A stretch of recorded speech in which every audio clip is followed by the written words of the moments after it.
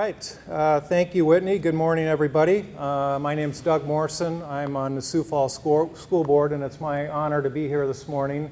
I think the main reason we're here is for a check presentation, but I kind of want to give a little background on how we get to this point and thank some people. So first of all, I wanted to recognize Dr. Melanie Schopp and a couple of her folks from the Department of Education. It's an honor to have our Secretary of Education here who oversees all 130,000 kids in their education in the state, and I think we're coming off a great year. I think you saw from test scores as well as teacher pay and things like that, so thank you, Dr. Schopp, for your leadership. So how do things like this get started? Well, they usually get started with an idea, and they probably come to the superintendent, and so this idea was, well, why don't we serve breakfast in the classroom? And I'm sure Dr. Maher said, what do you mean serve breakfast in the classroom? We're pretty busy people, and so it would have been easy at that point to say, no, let's not go any farther and not even look at it, but that's not the type of superintendent and administration we have. He said, okay, let's look into it, and so that was the first sort of toll gate, if you will, and then I'm sure he made a call to Joni Davis, who oversees our food service, and said, hey Joni, can we serve breakfast in the classroom? And she said, what do you mean serve breakfast in the classroom? How does that work? And Joni's great team of 150 plus people serve 15,000 to 20,000 meals a day in this district, and so I think a pilot like this is a significant undertaking. So Joni, thank you for be willing to look into this. Ultimately, you have to find a pilot place or school to do the program. It's never been done in this district before. You can imagine this possible disruption, and thinking things through and how to serve breakfast in a classroom. But I don't think it's any accident that we're here at Terry Redlin. If you look at the leadership at this school, from Principal Mitch Schaefer, Assistant Principal Ryan DeGraff, I think they've shown through other initiatives here at this school the ability and the willingness to take on things like this. So things like the after-school reading program, things they're doing with their attendance initiative, which is really important to us this year. Partnerships with the business community, with churches. They get it, they're passionate about kids, and so it was a no-brainer to put it here, and I think they've embraced it. But I think you can imagine the first conversation they had with their team here at the school, when they brought the teachers, the custodians, the EAs, everybody that makes this school successful together, and said, hey, we're going to serve breakfast in the classroom. I'm sure everybody jumped up and said, great, when can we do it? But I'm sure there were some moments of discussion, but ultimately the school's embraced it, and we've embarked on this journey to serve breakfast in the classroom. Why? Because when we looked at some statistics across the district, we're already offering a breakfast program at the school, but we knew that less than half of the kids were taking advantage of that. And we know how important breakfast is to the school day and the start, getting kids ready to learn. And so how do we expand that? So, we came up with the idea to serve breakfast in the classroom. But it takes a lot of people helping. One thing is a financial commitment, and so we're blessed to have a partnership with the Midwest Dairy Council and their program, Fuel Up to Play 60, which is a partnership with the NFL. They're in 9 of our schools today. They added, and this year they've added 4, and we're so blessed with their partnership because they are,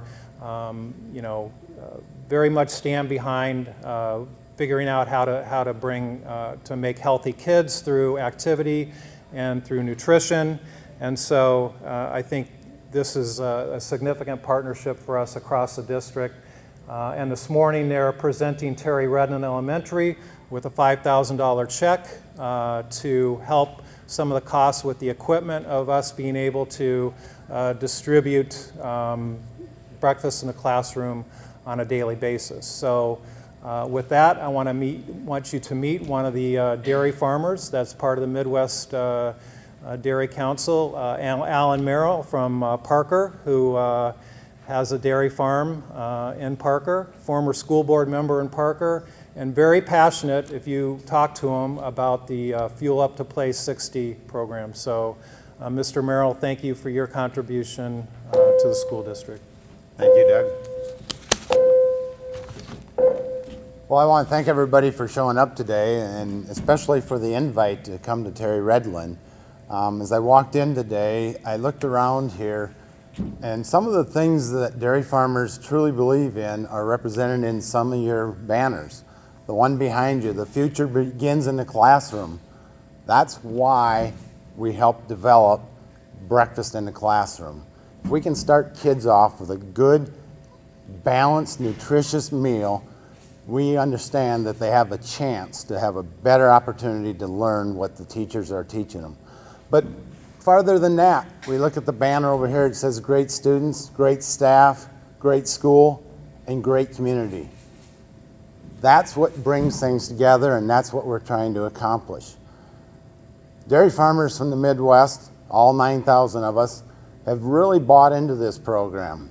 But when the National bought into with the NFL to bring Fuel Up to Play 60 back to your schools, it's just an opportunity to get these kids to understand nutrition and the value of exercise and how they are tied into a better life and into a better community. I had the chance to meet the Fuel Up to Play 60 coach and Mary Jane today, and two of the school advisors here. And one of them happened to be a dairy farmer's daughter. And that is just special to me to see that generation take an interest in kids' health plus their education. We have a great opportunity to grow farther than Terry Redlin, but I hope you use the dollars to the best advantage for the kids here, because we see a value in that.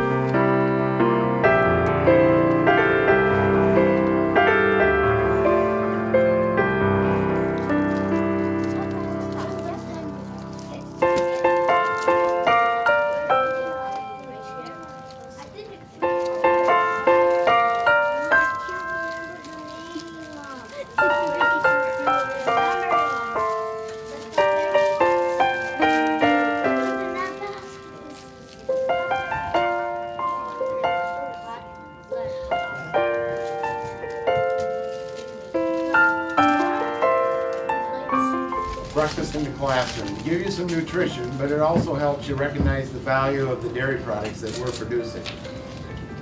Anybody have any questions about my dairy farm? 7